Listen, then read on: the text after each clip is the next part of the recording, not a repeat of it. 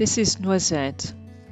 Only 1 year old, she was being advertised for free on Le Bon Coin. It soon became apparent why. She's great difficulty in walking. It seems Noisette's problem is not orthopedic, but neurological. A neurologist has diagnosed a growth on her spine. She now needs an MRI scan at the specialist clinic in Laverne. The growth must be removed or it will grow and continue to squash the spinal cord.